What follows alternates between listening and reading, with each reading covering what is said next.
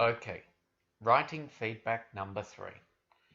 This time we're looking at the topic of happiness, or how to have a happy life, and I'm going to give you my reactions, suggestions, and overall feedback to this piece of writing. So some of these will be grammar corrections, but others will be my thoughts about the content and the structure of the writing as well. So let's begin. Have you ever seen a baby laughing at the moment of his birth? So first of all, when you write, you need to think of the audience. If you're doing formal study, such as university or higher level school study, you might not begin a piece of writing with a question. So you need to think about your audience, and if it's an essay, your writing should answer this original question and not ask more. However, in this case, it's an interesting rhetorical question. A rhetorical question is a question that you are going to answer yourself and you're not expecting the reader to answer back. So, have you ever seen a baby laughing at the moment of his birth? Be careful with your pronouns. We have some choices. Because this is a newborn baby, we could change it to its birth. We could say his or her, but that's a little bit long and awkward. Or, if the writer's a woman, she could also put in her. So if we're using his and her, just remember to either keep them consistent or to change them so that you're having both genders in there as well. So, have you ever seen a baby laughing at the moment of his birth? No, definitely. So, as I said last time, we need to keep our writing as clear as possible for the reader. Okay, so no, definitely. No, definitely what? We need to say no, definitely not. Okay, and this is not really a sentence. So no, definitely not. But we'll keep it in this informal piece of writing. The fact is that everyone is crying when being born. Okay, that's fine. It's interesting. I would probably change that myself to at birth. Now your question will be why.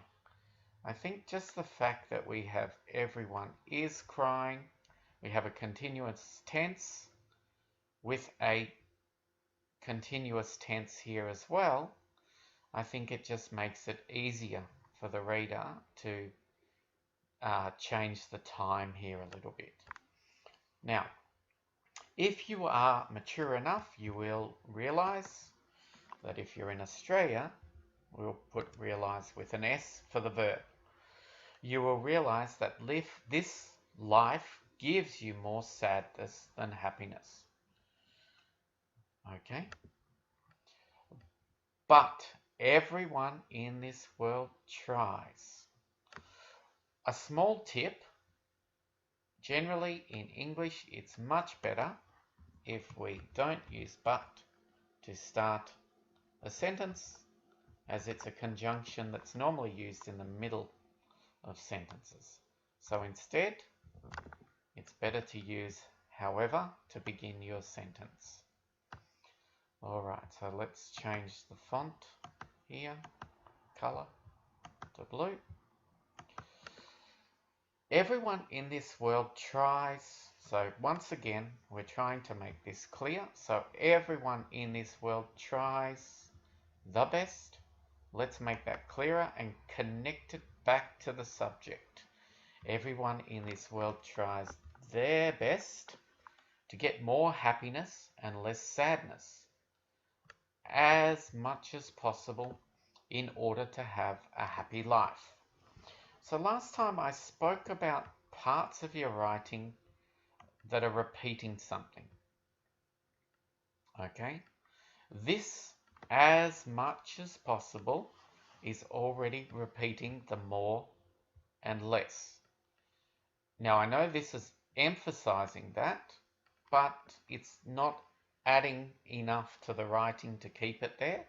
So I would say goodbye to that little phrase because it reads more simply and better if we just say tries their best to get more happiness and less sadness in order to have a happy life.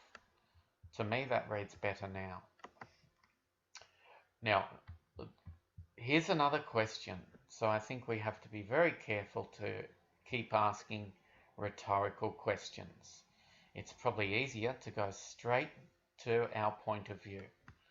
So in my point of view, happiness is feelings of satisfaction. Okay? Once again, from a style point of view, I feel that because happiness is an abstract noun, but it's in a singular form, and satisfaction is also in a singular form, for me, it would be better to say happiness is a feeling of satisfaction. We have a here, which refers to any feeling of satisfaction. We're not limiting this by saying the feeling of satisfaction. So we feel happy because we are satisfied with what we have had, achieved, owned as we wished.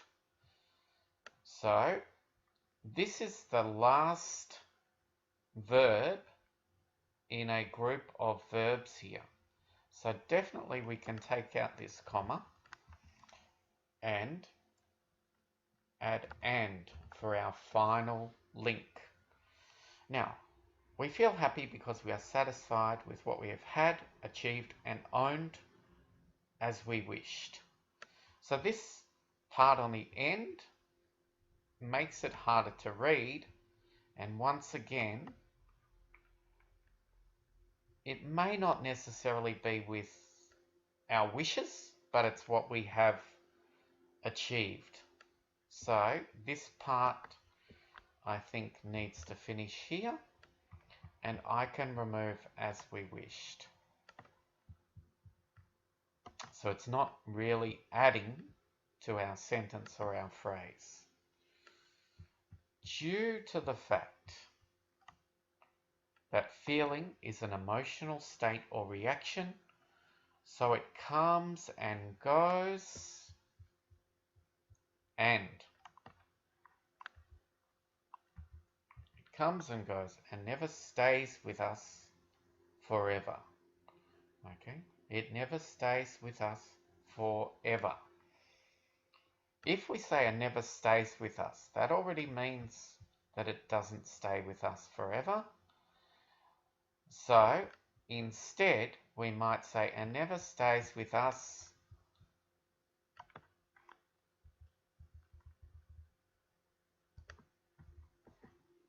for more than a short time. Okay? When a happiness comes to you, all right? Now, a happiness sounds awkward to me because happiness is an uncountable noun. So what we would do to make it countable is say when a moment of happiness comes to you, a possible unhappiness is formed. Okay, a possible unhappiness. So this is a negative. I think that would read better as a possible sadness is formed. Or even we might say a possible disappointment. Okay, a possible disappointment or loss. So there's some other choices rather than using the negative unhappiness here. A possible disappointment. We can also say loss is formed. The more happiness you get now, the more unhappiness you'll get in the future. Well, I hope not. That's a pessimistic argument, and I'm very glad that the writer has said this seems arguable, doesn't it? That makes the writing stronger here, because I think this point is something that most people would like to challenge. So let's see if she explains her idea. Once again, be careful of the question.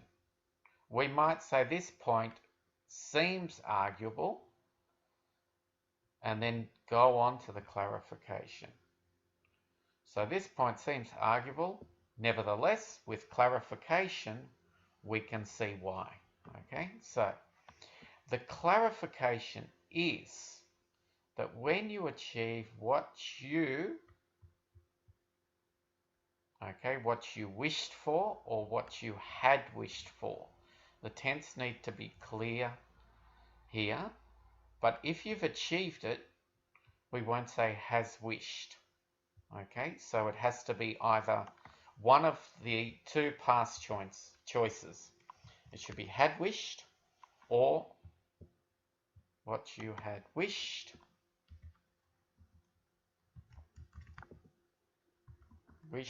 for.